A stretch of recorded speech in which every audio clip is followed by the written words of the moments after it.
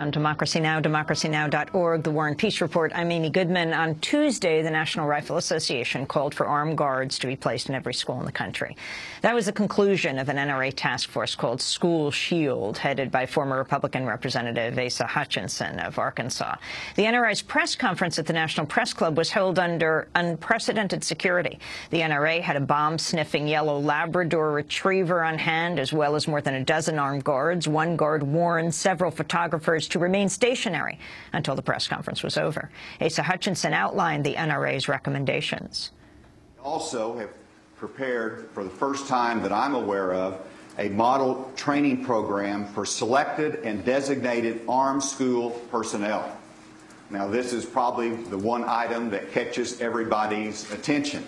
Now, why are we is this part of our recommendations that we have this model training program? First of all, there is the incident in Pearl High School in 1997 where an active shooter went into the school and killed 2 students and wounded others. There was no school resource officer. The assistant principal, Joel Myrick, left the school, went out to his truck, and retrieved his .45 caliber semi-automatic firearm, returned to the school, and disarmed the assailant. And that's an example of where the response is critical, and that is what disarmed the assailant and saved lives. That's former Republican Congressmember Asa Hutchinson of Arkansas, now head of the NRA's School Shield Project. For more, we're joined by Judith Brown-Dianis, co-director of the Advancement Project. She's a civil rights litigator, racial justice advocate, helped author a new report called A Real Fix, the Gun-Free Way to School Safety. It's part of a week-long series of actions led by students in cities across the country to oppose the deployment of police in schools. Paul Barrett's still with us, assistant managing editor of Bloomberg Businessweek, author of Glock, The Rise of America's Gun. Want to welcome you to Democracy Now!, Judith Brown-Dianis, talk about your findings and your response to the NRA's push for an armed guard in every school.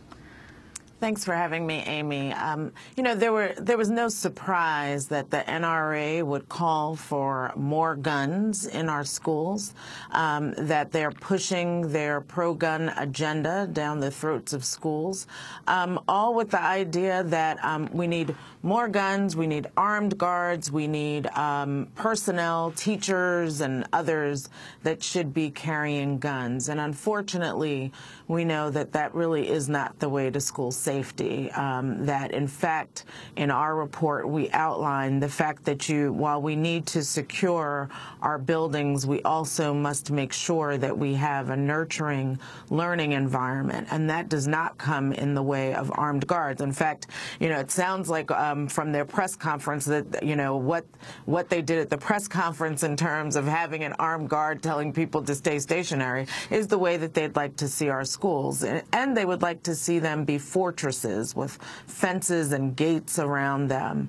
And we just know that that's not the way. And also having more police in schools, from the work that Advancement Project and groups around the country have been doing for a number of years, we know that more police means criminalization of young people, especially young people of color and LGBTQ youth. Can you talk more about that? Why does it particularly hurt people of color, students of color? Sure. What we see in schools across the country is when you have police in schools, often they become the disciplinarians.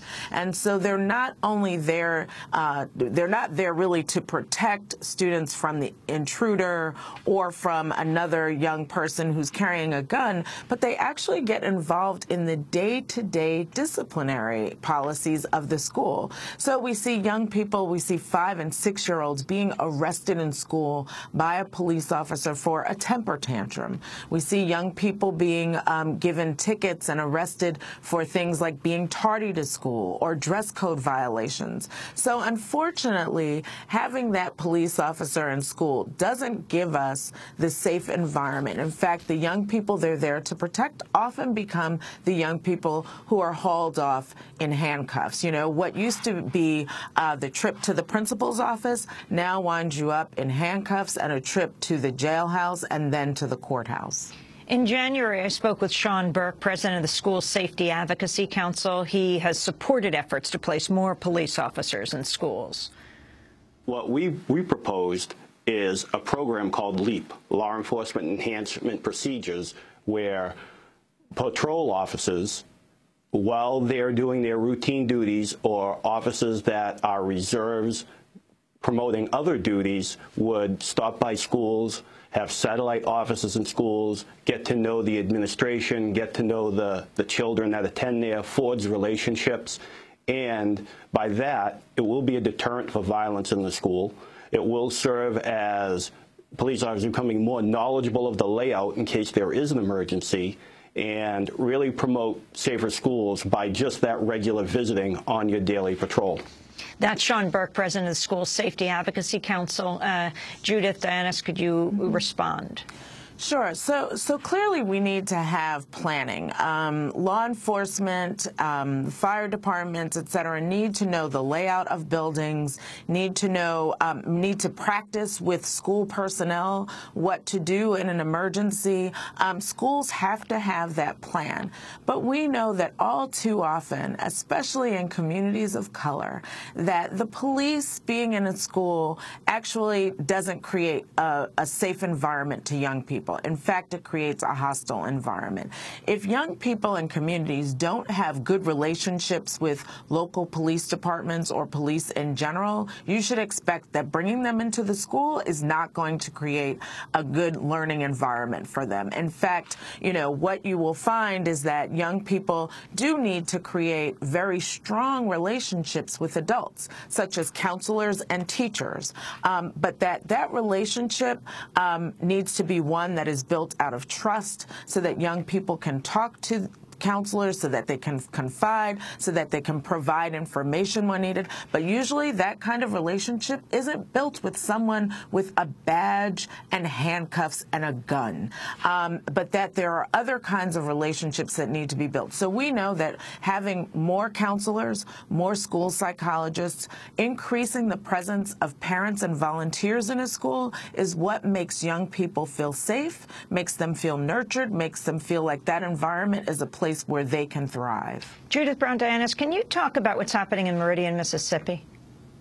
Sure. So Meridian is a key instance in which we know that police in schools becomes a problem. The Department of Justice actually filed a lawsuit against Meridian because actually of what we call the school to prison pipeline, where young people are being pushed into the juvenile justice system because of police in schools. Anything from talking back to a teacher to a dress code violation, winding young people up in the juvenile justice system. And so there were two actually cases that were filed. One was a case against the police department in Meridian, and then there was a complaint filed at the Department of Education against the school district, because the school district was really utilizing police as their disciplinary as a disciplinary measure, and hauling kids off to the juvenile court in Mississippi for very minor conduct. And again, we're not talking about the kind of conduct that warrants an arrest. We're talking about young people who are being arrested for temper tantrums, for talking back to the teacher, for running down the hallway. Running down the hallway becomes a disorderly conduct charge. So unfortunately, when you have a police officer in the school, what happens is they become not only the enforcer, but they start looking at the criminal codes in a very expansive way and applying it to young people instead of taking the time to step back, de-escalate a situation, and say, this is a young person. How does a young person behave, and how can we correct that behavior instead of arresting them? Because arresting them is not going to teach them different behavior. And again, we find that young people of color, LGBTQ youth, and children with special needs are the ones who are being most impacted by this. And so we've got to stop moving in the way of militarization of our schools and making them prison-like environments, but instead get to the hard work. The hard work is the prevention. The hard work is putting more counselors. You know, we're letting the NRA co-opt this conversation and actually get us off of the conversation of gun control and mental health. And instead, they are giving us a plan that looks at how we put more police, more guns, fences around our schools, more cameras. That's their answer, instead of getting at the root causes and fixing this problem over the long haul. Paul Barrett, you've been covering the NRA for a long time. Talk about the significance of this School Shield report that they just put out. I don't think it'll have a lot of significance. The management of schools is the ultimate local issue. And I think you're going to see continued responses to concern about violence in schools handled at a local level. Since Columbine in 1999, the mass shooting in the Colorado high school, there's been a marked increase in police presence in schools in many communities. Police, there was an armed guard at Columbine. There was an armed guard at Columbine. At Virginia Tech, they've got a whole police force. That's true. I mean, I don't think anyone is saying that the presence of police is a panacea any more than the presence of the police on the streets of a big city or a small town is going to deter or eliminate all crime in the larger community. Similarly, if the police are handling themselves in an improper way, arresting a 5-year-old for having a temper tantrum, well, that's very similar to the police on the street behaving in an improper way, arresting a 5-year-old for having a temper tantrum on the street.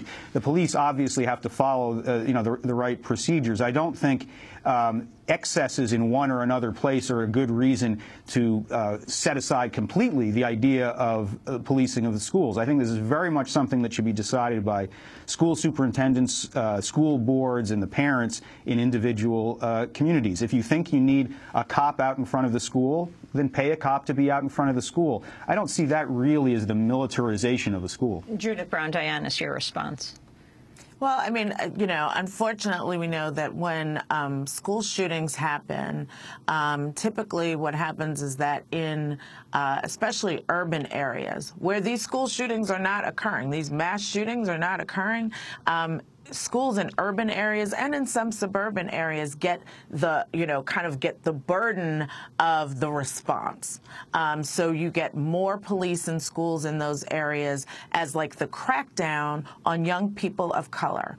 And, it's unfortunately in many schools, young people and students feel that they are being treated like prisoners and like criminals, because there are police patrolling the halls, there are surveillance cameras, there are metal detectors, and it doesn't feel like a safe environment when you're being treated like a prisoner. Now the NRA wants us to put gates around our schools. I mean, you will look at that and say that that looks like a maximum security facility. It's got the cameras, it's got all of the elements.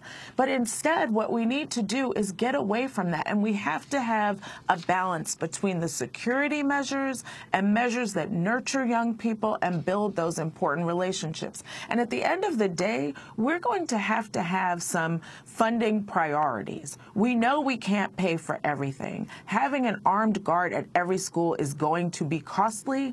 Instead, why don't we have the counselors? We have states where there is one counselor to every 700 students. But instead, we need to have more counselors in place, more school psychologists to build those nurturing relationships, and the kinds of proven programs that reduce violence, because this is not only about Newtown, this is about Chicago. And we have to be able to take on the hard, long-term solutions that get at reducing violence. And it's not going to come in the way of more police officers in schools. Very quickly, Judith Brown-Dianis, we have about 30 seconds. Your new study, A Real Fix, The Gun-Free Way to School Safety, is accompanied by this week-long series of youth-led actions. What's happening this week? What we're doing is we have young people who are with youth organizing groups around the country who are pushing back on the NRA frame, who are the targets of gun violence throughout the country, and who are saying you can't build peace PEAC, with a peace. They don't want more police in their schools. They want people that they can trust in their schools. And it's time to get back to listening to them. You know, their voices have not been lifted up in this conversation about safety and about how to reduce violence. And so we are working with them to make sure that their voices are heard across the country in developing what is a real school safety plan. Judith Brown-Dianis, I want to thank you for being with us, co-director of the Advancement Project. She helped author a new report, A Real Fix, The Gun-Free Way to School Safety. We're going to stay with Paul Barrett and our debate next. We're going to Atlanta, Georgia. Nelson, Georgia has become the second town in the country to require all households to have a gun. Stay with us. Thanks so much for watching this report from Democracy Now!, your daily independent global news hour. We don't accept advertising or corporate funding, but rather rely on donations from viewers like you. Please make your contribution by visiting democracynow.org. We need your support today to keep bringing you this hard-hitting, in-depth reporting.